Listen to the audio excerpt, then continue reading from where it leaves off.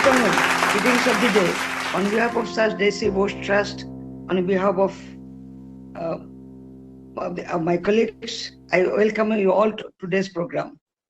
That is 163rd birth anniversary celebration of J.C. Bose and a 21st century retrospective of his contribution during the colonial period. First, let us pay our homage to Acharya Bose, Doyen of Indian science, his contribution during the colonial period. Microwave research, 1894 to 1899. Cosmic unity, 1899 to 1904.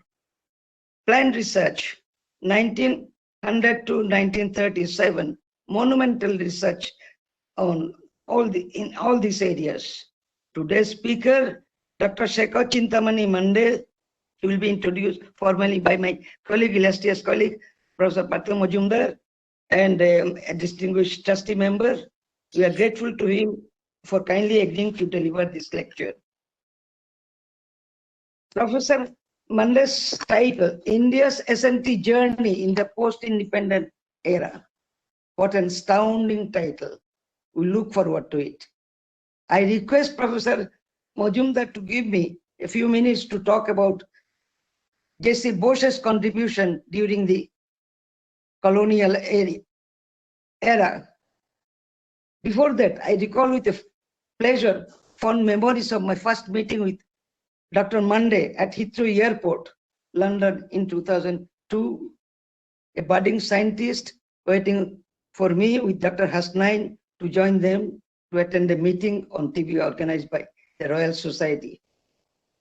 Well, there's a very fond memory, still I cherish it. The year 2020 and its historic importance. Whole world is now hailing the success of J.C. Bose millimeter wave research in all wireless communication. The year 2020 is very important also in the history of Indian science, as it marks the 125 years of the discovery of millimeter wave by Acharya Bose. Our trust is celebrating the event through a program, year-long program. This year also marks the 120th year of Bose's mesmerizing deliberation in the International Congress of Physics in Paris in 1900 on the response of animate and inanimate cosmic unity, the traditional Indian message of the grand cosmic unity of all existence. According to Bose, modern science nearly reflected the wisdom of Upanishad. That is all in one, I quote him, unquote. India's technology transferred to the West during the colonial era. Bose, detector of wireless wave, invented long-distance radio communication. His contribution, invention of the very sensitive contact diode detector of wireless waves, have inaugurated that revolutionary new era, long-distance radio communication, 1901 and beyond. Bose published 2 patents, British patents, one in 1901, one in 1902, and 2 US patents in the same area. Bose's discoveries in basic unity in all forms of life, similarity between living, non-living, concept of unity among diversity, lends support to the cosmic unity of all existence. His scientific philosophy was deep-rooted in Upanishad, that is Avaidatic spirituality. Bose's self-reliance to make instruments to achieve his great scientific mission is now forming the basis of our Honorable Prime Minister Modiji's clarion call on Atmanirbharata in science and technology in modern India. Well, now I'll tell a few words about this trust, J.C. Bose Trust and Mission. Trust is formed by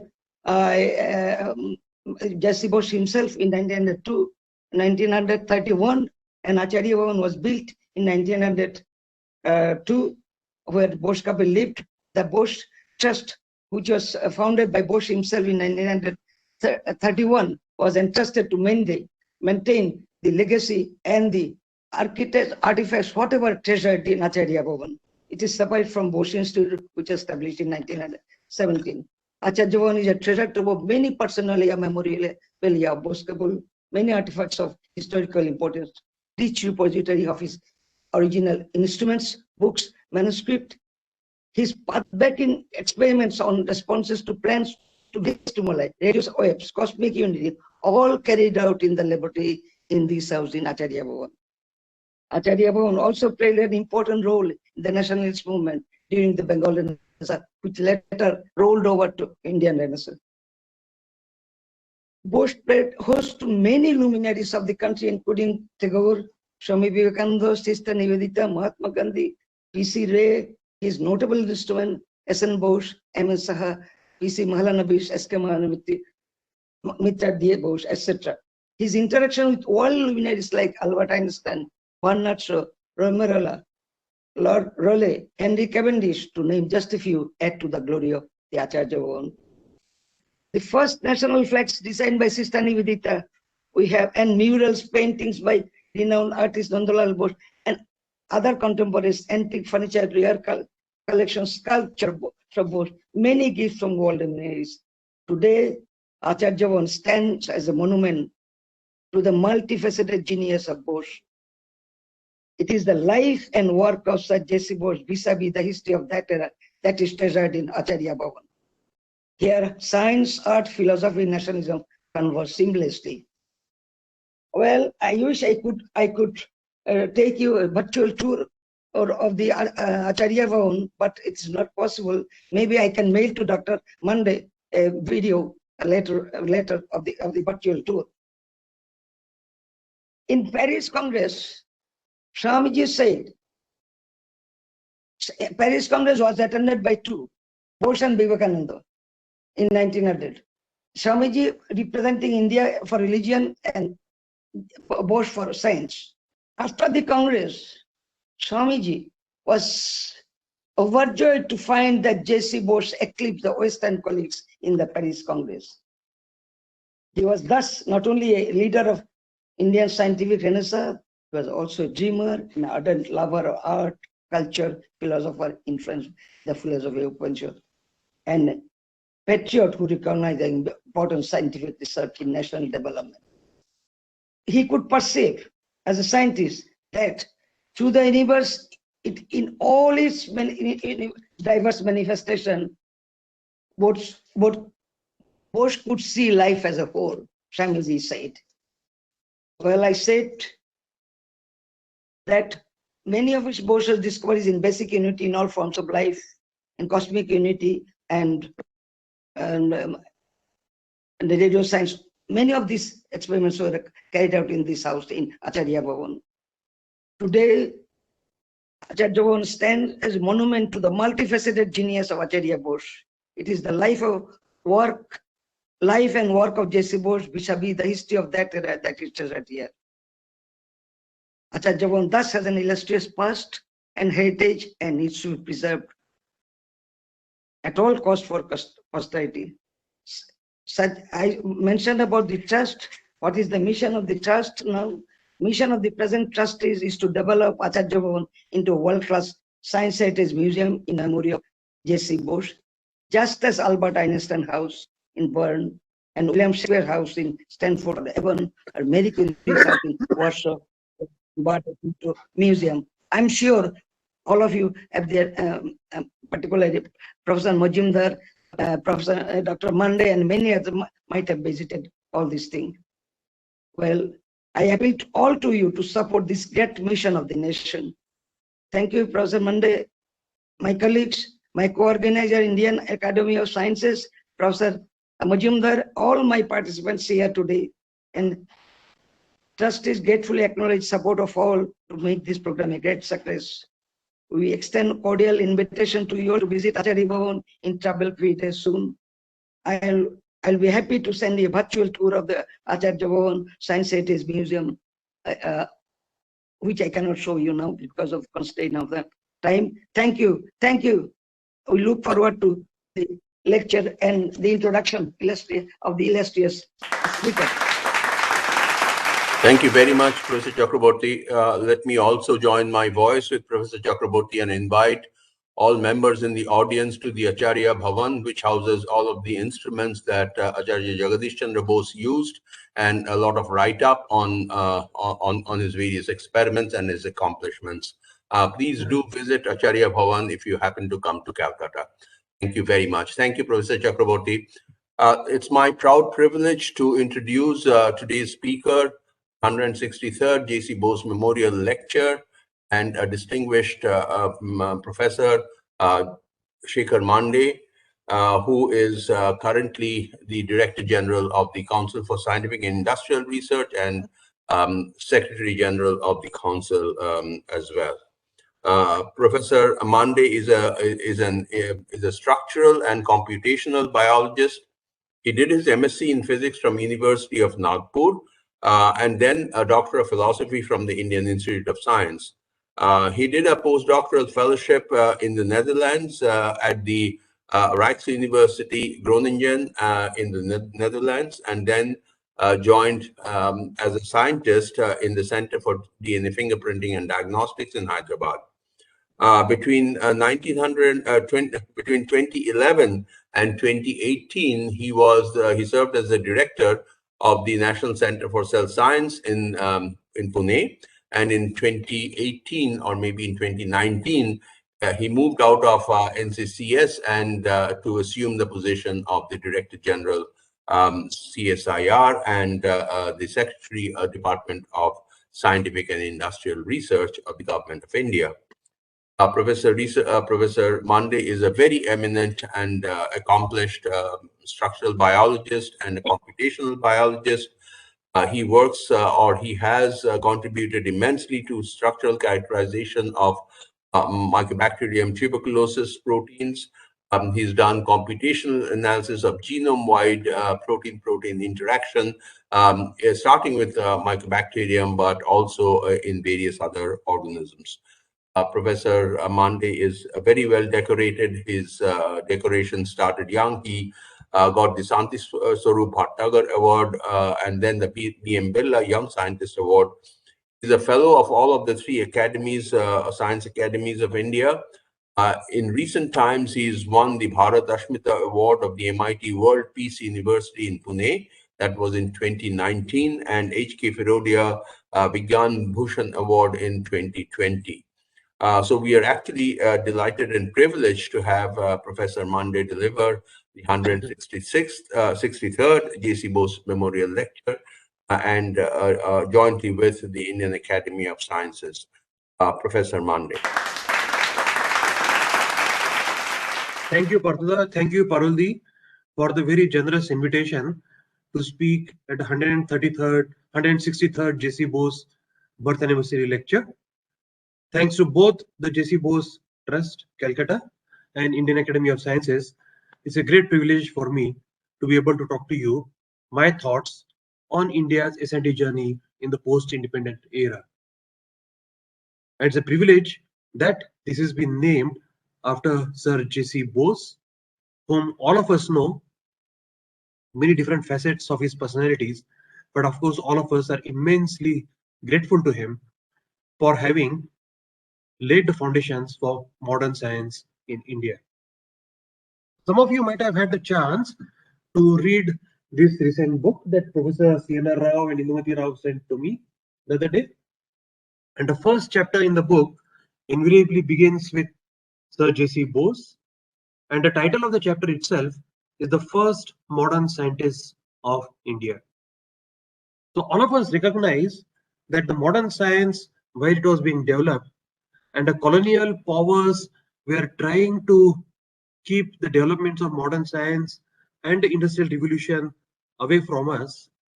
It is people like Sir J.C. Bose, Swami Vivekananda, Parvati already said, and many others who followed, P.C. Ray and others. They actually tried to keep India's aspirations through science and technology up, and indeed they laid foundations for modern Indian science. What we are here today is immensely, largely due to the part these people played in the early parts of the last century. Let me begin with the fact that J.C. Bose also had accepted that India has had a continuous scientific journey over 2 millennia. He had accepted, I mean, he used to very fondly say that India has inherited a very rich legacy from the past. And indeed, if you look at examples such as the statue of the dancing girl from Mohenjo-daro and Harappa excavations, is a remarkable statue in many different ways. But the two most remarkable factors in this statue are that people in 2500 BC in our geography of the world knew how to blend metals, how to cast them, and in fact the lost wax technique that was used to cast this statue is used even today. And it's amazing that in 2500 BC people knew this. And many of our early scientists, including J.C. Bose, recognized that we have had such a rich tradition of science and technology in the country. It's just that after the colonial powers took over, that we have been deprived of what we ought to have been doing in that particular. Secondly, the second claim is rather questioned by many people, but nonetheless, it is contested that entertainment was part of our culture even in 2500 BC. So both these together, arts and culture, the blending of which J.C. Bose personified, have existed in India for a long time. And J.C. Bose's personal friendship with people like Tagore are actually exemplary, even for the modern generation to follow, where we seem to have lost that connection with creative artists and other people who use other creative mechanisms to promote their thoughts. And I think Indian Academy of Sciences and J.C. Bose Trust, if we can work together and try to see how we can actually recreate that particular era where all the people with creative abilities come together and once in a while exchange ideas, that will be absolutely remarkable even in modern times.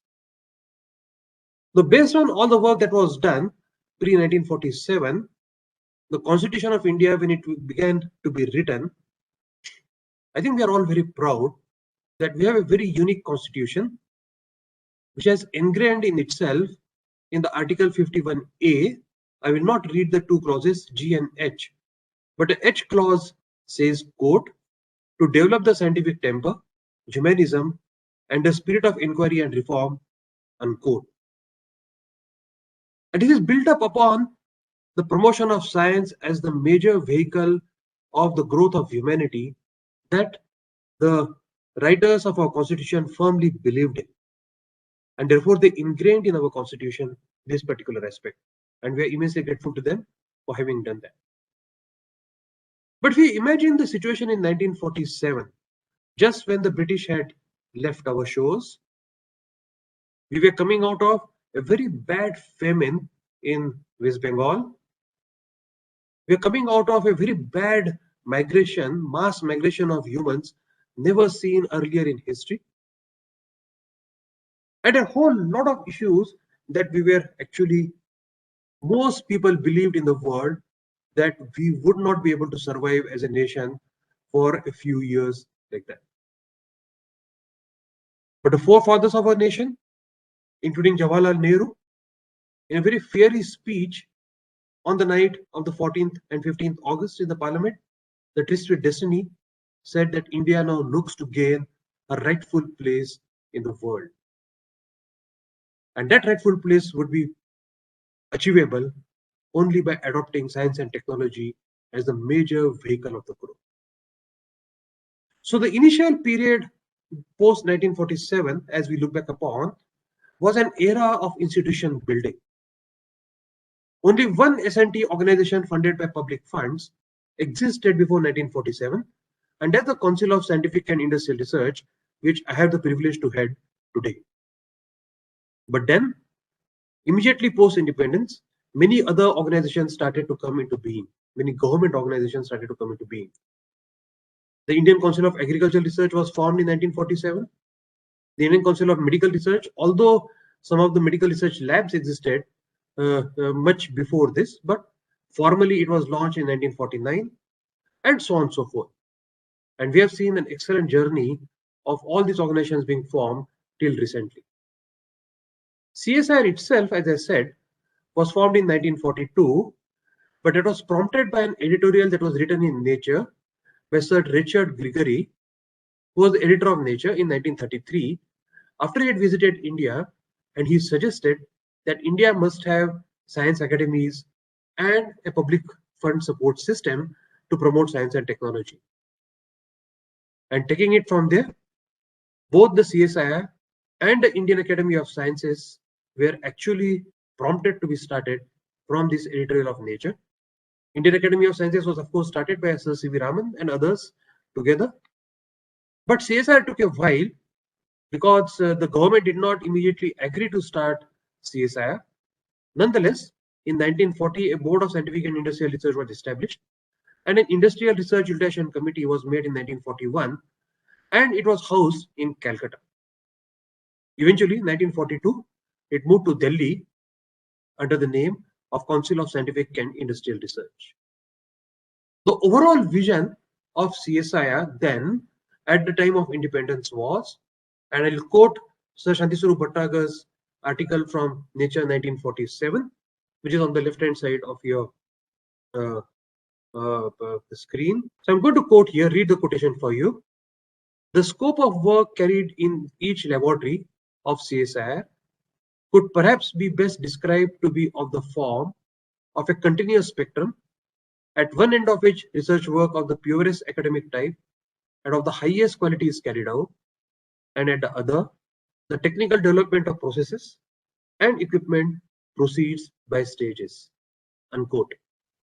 And this is how India began its journey into science and technology in a modern world with support from the public. But while public was supporting CSIR and India's S&T, it was also imperative that we involved industries in this particular aspect. And the role of philanthropy was abundantly clear from the beginning. The House of Tatas came forward and they supported CSIR in a very generous grant. In fact, one of the 5 laboratories that were established by CSIR in that period was supported very, very generously by the Tatas, and that's how actually it came into being. Tatas went a step ahead and said that we should also do, then it was not called crowdsourcing, but in today's day we call crowdsourcing, is appeal to general public of India whether they can contribute funds for this noble cause of science and technology. And with the appeal that was made by Tata, JRD Tata at that time, public contributed. And it's amazing that even in the 1940s, they were able to raise rupees 44,000 from general public, and most of it came from the Mercantile Association in Calcutta. It's amazing. But Tata, in his letter, what you see here, was rather disappointed that the people from his own Jamshedpur had contributed only rupees 301. Nonetheless, Tatas had agreed to support 1/5 of CSIR's grant when it began, and they transferred the funds duly afterwards to CSIR. And this is a letter dated 1951, where they are actually keeping up with their promise, saying that we will fund CSIR laboratories from the beginning. But Tatas went even a step ahead. When the Tata Institute of Fundamental Research was being established, many deliberations took place. Homi Bhabha was very keen on starting the atomic energy program in the country. And the trustees of the Sir Dorabji Tata decided to sponsor Institute for Fundamental Research. And they said that we'll do so in cooperation with Government of Bombay. And at that stroke, it was decided that the 1/3 of the grant to start TFR would come from the Tata Trusts, 1/3 from Government of India or Government of Bombay, and 1/3 from CSIR. So government supported TFR through CSIR from this 1/3 grant to begin all the activities of TFR even then. So in the initial year, CSIR supported 10,000 rupees grant, but very soon it was ramped up in multiple steps so that TFR could be very well supported. Bhabha, of course, was very keen that India to have a very strong atomic energy program. and multiple rounds of discussion took place, primarily in National Physical Laboratory in Delhi. When Baba used to come and discuss with people like Shanti Swarup Bhatnagar, K.S. Krishnan and others on how India could start an atomic energy program. And at that stage, CSIR suggested that we could appoint a few people, maybe a team of 10 scientists, which CSIR would fund them, train them, if needed abroad, overseas, and start a strong nuclear physics program. And principally through all these deliberations and later with the persuasion of Bhabha and with the agreement of K.S. Krishnan and Shanti Swarup Bhatnagar and all, it was agreed upon that Atomic Energy Commission would be set up beginning 1948 in the Department of Scientific Research, of which CSIR of course was the part of it. And then it spun off as what we see as the Department of Atomic Energy or the Atomic Energy Commission, that what we see today. It's fantastic. The forefathers of India's science and technology were extraordinarily far-sighted in looking at developing programs and keeping in place the scientific infrastructure that would eventually lead to some of the marvelous things that what we have done in the last 75 years. It was imperative that India also start many other programs apart from atomic energy alone. And soon, well enough, the focus shifted on space. It was very early days of space. Remember, 1950s were really very, very early days of space research. But nonetheless, we can marvel today the foresight of people even before the space program was actively being pursued in many of the countries, that India must be at the forefront of this particular program. The Physical Research Laboratory in Ahmedabad had already been founded in 1947 by Vikram Sarabhai. And the council had members, as I said, such as Shanti Swarup Bhatnagar, K.S. Krishnan, Y.G. Naik, K.R. Ramanathan, and so on and so forth. And through many discussions that took place in Physical Research Laboratory, in 1961, the government entrusted Department of Atomic Energy, then under the chairmanship of Dr. Homi Bhabha, to deliberate whether India should have a space program. And of course, as I said, the vision of the country was to be in space research very early on. We see results of that today, that India's so many revolutions, including the IT revolution, the communication capabilities of India have all been developed because of the fantastic things that the space research did in the early days, starting from the 1960s. It's just amazing. But over a period of time, as we actually trace the time till today, the early years were those where we had to become self-reliant, and therefore it was necessary that we put in appropriate infrastructure for this particular reason. We also began institutes like Indian Institute of Technologies at that particular time, so that we can generate good human resources to serve the country well for future. So infrastructure development and all essentially happened at that particular point of time, and it continued even till today. But then very soon we encountered an era in which the world started looking at India as one of the possible superpowers of future. India had not disintegrated, much to the dismay probably of many of the people who had thought so. And in fact, on the other hand, India was now looking to make progress, having adopted science and technology. And every possible technology that could be given to India was then denied. And we had to rise to this occasion, and I will come up with a few examples a little ahead, that how India actually come up with this. And today we aspire to be global S&T leaders in the country. And very quickly, I'm going to run through some of the examples of how we have been able to develop and implement S&T based solutions for the country in these years. One of the first ones, now these solutions actually appear to be very trivial. They are not rocket science.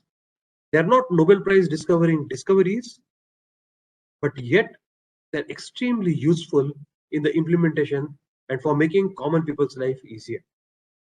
And the first of this, the example that I have taken, is about the indelible that was developed in India. And even today, many of the advanced countries don't use indelible inks, and they do get much of the election rigging and all. But in India, the use of indelible ink has been integral to carrying out our democratic process.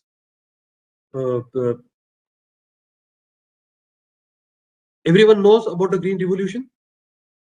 The Green Revolution, the less we talk, most people are aware of everything that happened during then. It was Norman Borlaug who had developed the Darf Spring wheat strains, and they were tested so that it could actually use much less nutrients and water and so on and so forth. It is then that Professor Swaminathan recognized the value of this particular wheat program and requested Borlaug to visit India. And of course, Government of India, and at that time Ministry of Agriculture, very ably led by C. Subramaniam, arranged through Rockefeller Foundation of Borlaug's visit, and rest is history. But only by adopting wheat dwarf prompted the Green Revolution would be wrong to assume. There are many other developments that took place that facilitated implementation of Green Revolution. And just as an example, mechanization of agriculture was a very, very important issue.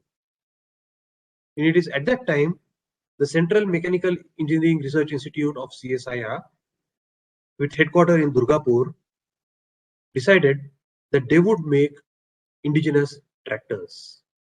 And the first of the tractors rolled out, the Swaraj tractor, through the laboratories of CSIR, and eventually spun out as a company called the Punjab Tractors Limited. And a large number of these tractors have already been sold in the market.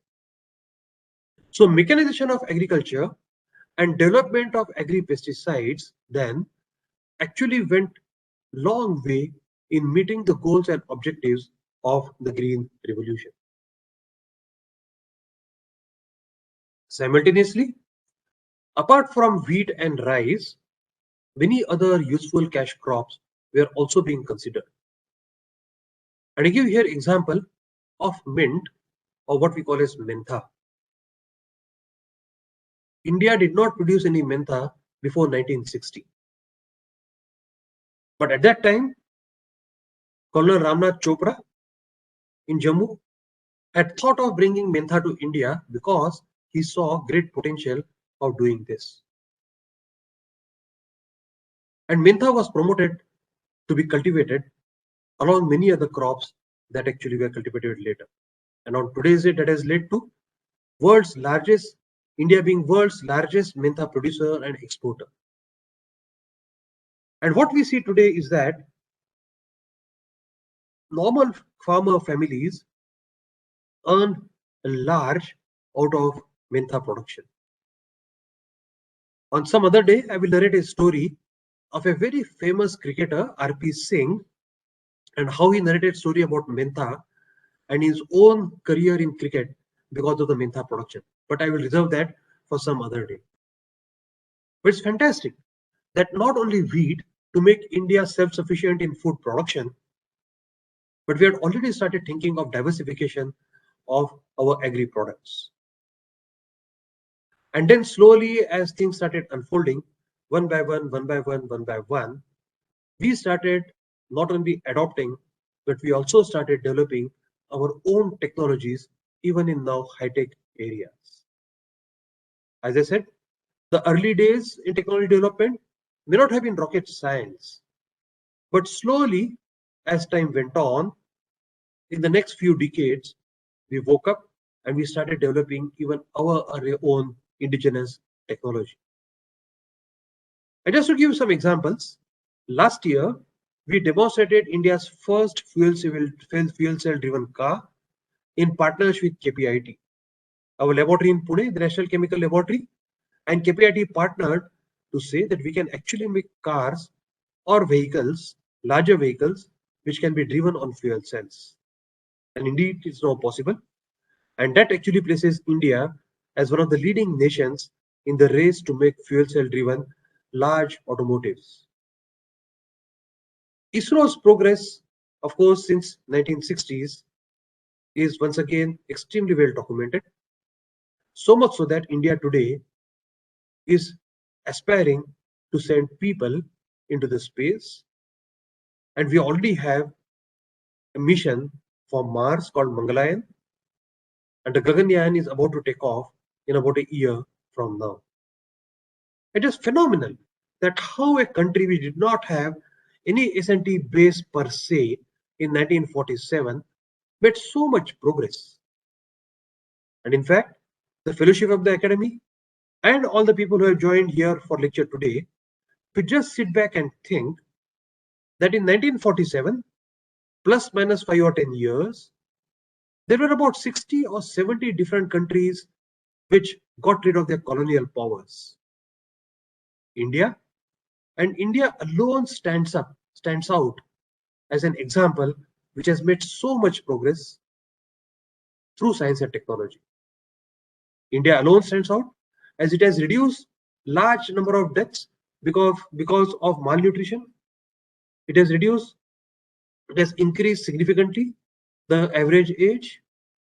It has reduced burden of diseases significantly in most fronts.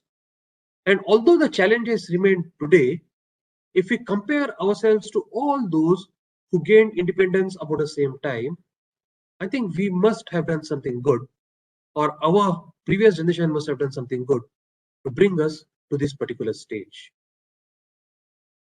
As we do that, we must be prepared to embrace the future. And some of the recent things that I want to give you, show you examples, couple of examples of the recent developments, because we want to embrace future. I'll come to future with these two examples. One is biojet fuels. We all know that we want to reduce carbon footprint of the world, or rather, we want to reduce our dependence on fossil fuels. And there are many other alternatives that exist to fossil fuels. And the biofuels are a very significant alternative to the fossil derived fuels. From agri waste that is generated, or a variety of agri products, one can indeed make biojet fuels. We don't have to only resort to Jatropha. And having believed in this, one of our institutes, the Indian Institute of Petroleum, demonstrated on 26 January 2019 that we can indeed fly aeroplanes with a blended biojet fuel. And then we also showed that last year that these flights can land in somewhat tougher terrains like high altitudes and low temperatures. And today, this is a news from today's morning newspaper, that the CEMILAC, the regulatory authority which allows fuels and all or other aspects to be used in aviation, yesterday morning, they gave an approval that biojet fuels can also be used for all our flights. This is a huge step to make India Atmanirbhar in this particular area. And mind you, we are only the second country in the world to fly biofuel flight with indigenous fuels. And that's amazing. So all the things that I mentioned earlier have given us enormous amount of confidence that we can actually tackle the future, and we can participate, not only participate, but we can also lead the world in many of this. This is another example. And the examples that I'm giving you are not rocket science. They are not Nobel Prize discovery winning discoveries. But nonetheless, they're extraordinarily useful to think upon that we are doing all of this to reduce the pains of general public. And it is waste to wealth. This is actually being used now in many parts of the country, that the waste that is generated either from food waste or other kinds of waste, including temple flowers, can be reused or recycled for very valuable products. And indeed, many parts of the country and many temples have come forward to do this.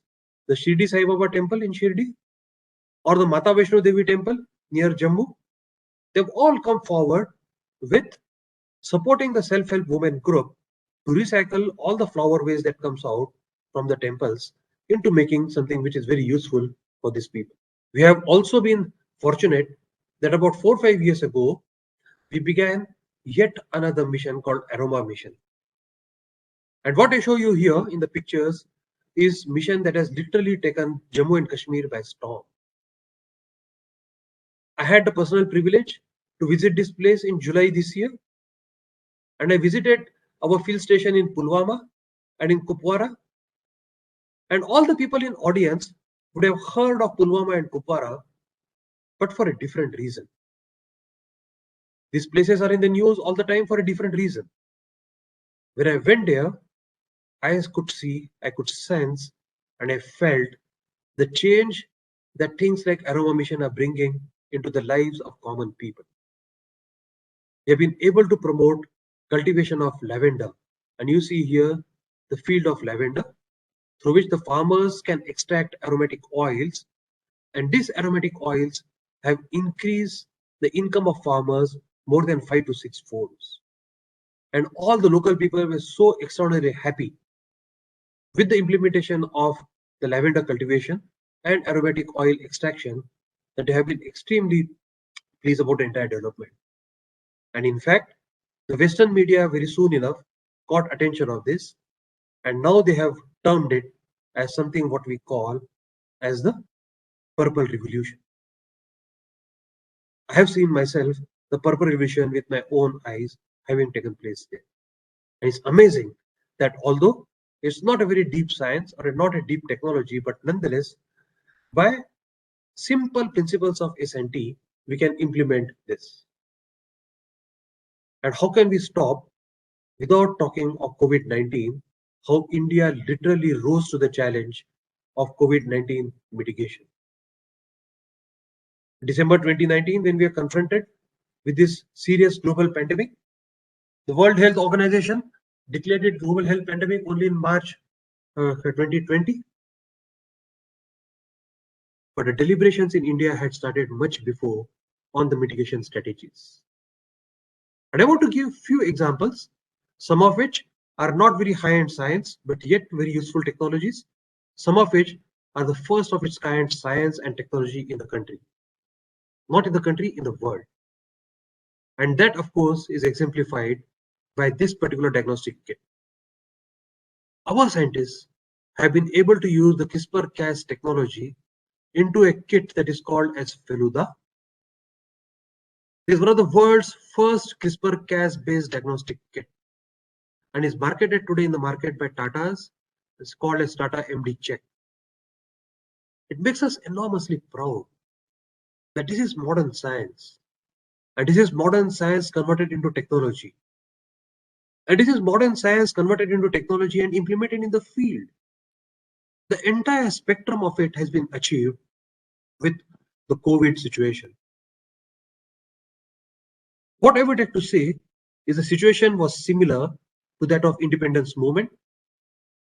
During the independence movement, a large section of society, scientists, artists, thinkers, economists, all of them were together and had a single goal of how to get rid of colonial power, and had immense spirit, nationalistic spirit, with which they worked towards this goal to make India independent. COVID-19 similarly gave some sort of a spirit to the entire nation, to all the people that we are all together in this fight against this deadly disease. And these examples that I am showing you are a result of that particular one, and a confidence that what we have from the days of J.C. Bose and continuously till now, that if situation so demands, India's S&T community can rise to the challenges and make our own solutions. If you imagine, if this situation had arisen about 30, 40 or 50 years ago, probably would not have been in a position of what we have done today. But nonetheless, what we have done today makes us immensely proud. We should also remember that our scientists were among the first in the world to declare the virus is airborne. And the airborne transmission is the major risk of transmission. Agencies such as the CDC Atlanta And World Health Organization took much longer time to eventually accept the fact the virus is an airborne infection. And unlike what WHO had been saying in the early days, that it also transmits by touch or contaminated surfaces. Indeed, as we know today, most of the transmission is through droplets in the air. And if we were to mitigate this, once again, this is not rocket science. Once again, this is not a discovery which will go on winning Nobel Prize, but yet is an extraordinarily good innovation by which we can make our workplaces safer. For example, if there is virus in the air, can that virus be inactivated by using things like UV or certain disinfectants? And if the UV is hidden from public so that people are not directly exposed with the UV, then indeed what we would have is a very effective solution. And with that thinking in the mind, the Central Scientific Instrumentation Organization in Chandigarh designed a UV-based system in which the UV lights are now installed in the air handling units of all the ACs, and by calculating the air flows, calibrated how much power UV should be there, and they have installed these solutions in a large number of places in the country. And one of the first places that we wanted to implement this solution was in the Parliament of India. Just before the monsoon session began in August in the Parliament of India, they were installed in the central hall of Lok Sabha and some of the rooms in the Parliament wings. And now we are aspiring to put these solutions across all the AC railway coaches, across all the air-conditioned buses in the country. And we have also formulated guidelines of how office buildings and residential places should be ventilated so that the airborne transmission risk is much lower than what. I will skip this in view of time. I will also skip this in view of time. I just want to say that number of innovations that were achieved during COVID period by a large number of scientists across the country, whether they be in IITs, universities, normal innovators, grassroots innovators, DRDO, DAE, CSIR, all of them rose to the occasion and came with some fantastic solutions. One of the success stories has also been the medical oxygen. And all these innovations, what we have been able to do is partner with the companies and work together, multiple agencies together. For example, in medical oxygen, DRDO and CSIR work very closely together. And we independently work together with companies such as Tata's, L&T, BHEL, and we are able to come out with solutions very soon on all these things. My last few slides, if we aspire to be a technology-driven nation for the future, and we aspire to be one of the leading nations in the world, we must embrace the future technologies now. And the future, I'm going to give you only two examples. Future also depends upon our environment. The future depends upon alternate energy sources. As is clear, we are not going to be dependent on the fossil-derived fuels. And one of the major alternatives to fossil-derived fuels is the hydrogen. As you would have heard the Honorable Prime Minister from the ramparts of the Red Fort this year, India has already announced ambition and ambition on green hydrogen. And we must lead the world into that future in which we use resources without putting pressure on the environment. And indeed, work has begun in many different places, in many different academic institutes towards this particular one. India has also announced an aspiration to be hydrogen 212. That's our nation's aspiration. That is, hydrogen generation at less than $2 a kg, storage, distribution and fueling at less than $1 a kg, and replacement of incumbent fossil technology by hydrogen with return on investment less than 2 years. Similarly, related aspect is also carbon capture. We know that we have to reduce the quantity of carbon dioxide that is emitted in the environment. Carbon dioxide, methane and all. The greenhouse gas emissions, we must reduce them, or we must capture them if they are emitted and use them purposefully. And in that sense, much work has begun by multiple agencies towards facilitating these technologies. And lastly, the communications of future would depend upon unmanned air vehicles. Whether it be telecommunication, surveillance, remote sensing, disaster recovery, the future is in unmanned vehicles. And only 2 days ago, we demonstrated an UAV in Jammu to deliver vaccines from Jammu to a remote border area. But what we see here is much more sophisticated than that. And this is the sophistication of technology that we have to achieve in the coming 2 years. And what we have targeted is that by 15th August 2022, we will demonstrate a scaled down version of this to the world. And if we are able to do that, the full prototype, another 2 years, that is 2 years from now, can be actually demonstrated. If we are able to do that, I think India once again will be at the forefront of the unfolding revolution in the areas that I mentioned here. I almost said what I wanted to say, but I don't want to stop giving an impression that I have given examples of only science, only technologies that have been implemented in the field. I have not really given any examples from basic fundamental science that also has made us proud post-independent. I just want to actually highlight 2 examples of this. One, the post-independent science in India, as I said, was based upon the shoulders of peoples like C.V. Raman, J.C. Bose, S.N. Bose, and so on and so forth. In fact, Jayendra Ramchandran was a direct descendant of Sir C.V. Raman.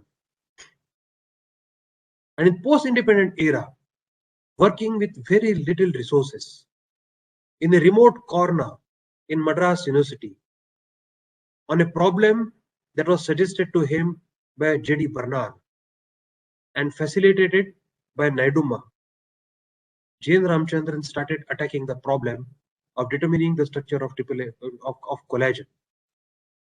And soon, following the discovery of alpha helix by Linus Pauling and DNA by Watson and Crick, soon later, Ramchandran proposed the triple helix of collagen.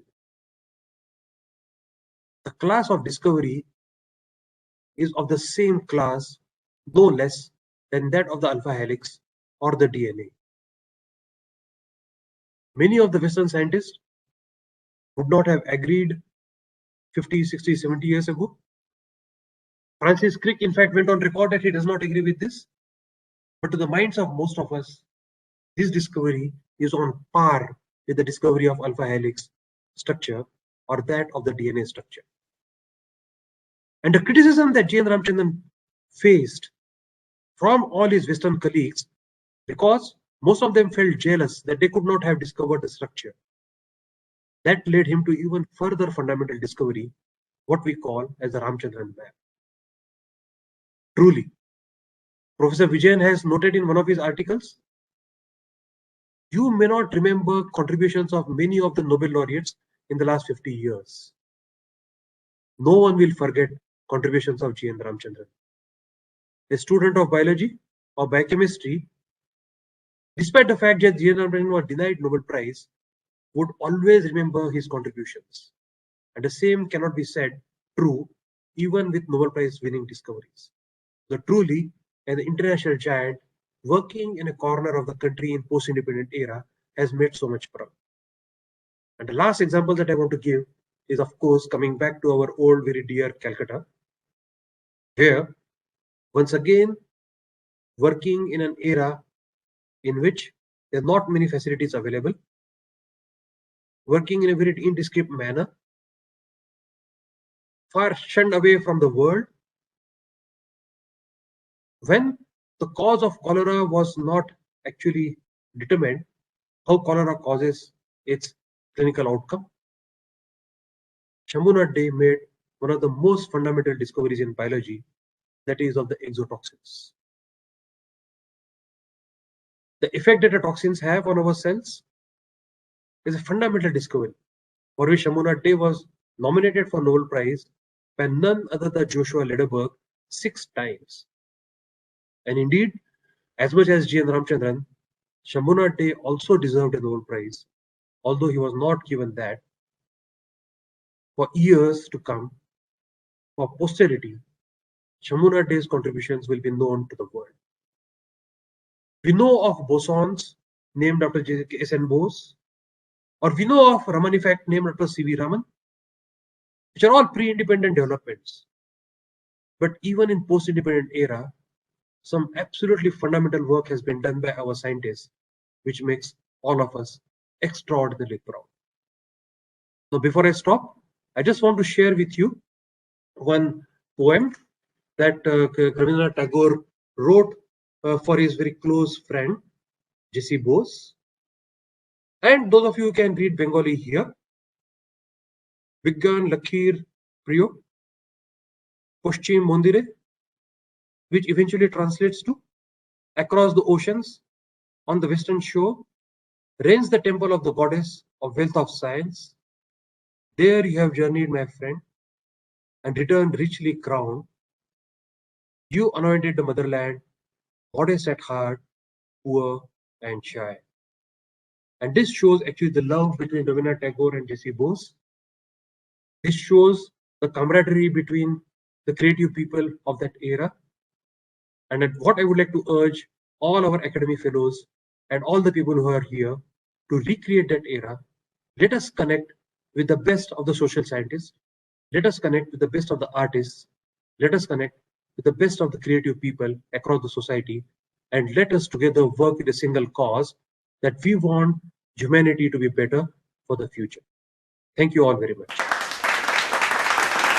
Thank you so much, Shekhar. That was a stunning talk. Fantastic. Really, lots of memories came back and lots of new things I've learned. I'm pretty sure that every member in the audience has learned something new from your talk. It's really so wonderful. Thank you very much. Normally, we do not have any questions at the end of a memorial lecture. Therefore, what I will do is to hand over the microphone for a few minutes to Paruldi. Paruldi, are you there? Would you like to take this opportunity to thank Professor Shekhar Mande? Thank you, Professor Mande. It's excellent journey, excellent lecture, excellent journey, post-independent, pre-independent. I have something, I agree with you. All stakeholders should come forward and say whatever we have achieved, pre-independent area, post-independent, and take forward our country forward. And I invite you also to visit personally Acharya Bhavan whenever you can. We would love to have an offline or meeting there, and they're with you, and when the time is convenient. Meanwhile, I can send you a video of what is going on in the Science Heritage Museum at Acharya Bhavan and how we have maintained the heritage and the treasure of the country. And some of the instruments he developed, for example, compound liver crescograph. It went to London Science Museum for the Indian celebration, which was visited by our Prime Minister, Mr. Modi ji, along with the Prince of Wales. So it was there. And BBC World, it was covered in the BBC World News. 110 years old instrument, not 110, 120 years old instrument of Sir J.C. Bose, still functional. Can be, the Imperial College, they tried to make it functional, but they couldn't because the small pulley, working with a small pulley working with a silk thread was broken during the transportation. And Minister of Culture sent that instrument to the London Science Museum. They kept it for a while, for 4 months in there, and then sent it back to us with the help of the Minister of Culture. So I'm very proud to tell you that more than 10 and 20 years old instrument was sent to London Science Museum for the exhibition illuminating India 5,000 years of Indian success in science and technology. We still have the instrument. I wish somebody could make it functional. The small silk thread, the pulley working on it. And maybe with the help of CSIR and others, somebody could make it functional. You have tangible and intangible heritage.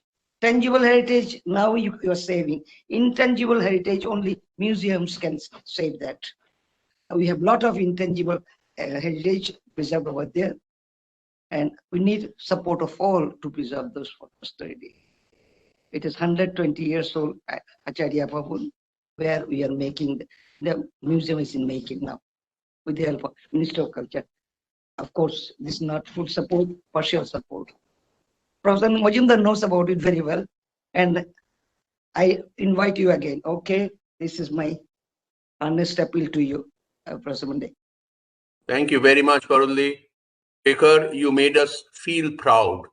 Honestly, it was such a wonderful lecture where you showcased all of the science that took place, mostly post-independence, that you really made us feel proud. Thank you so much for being with us today.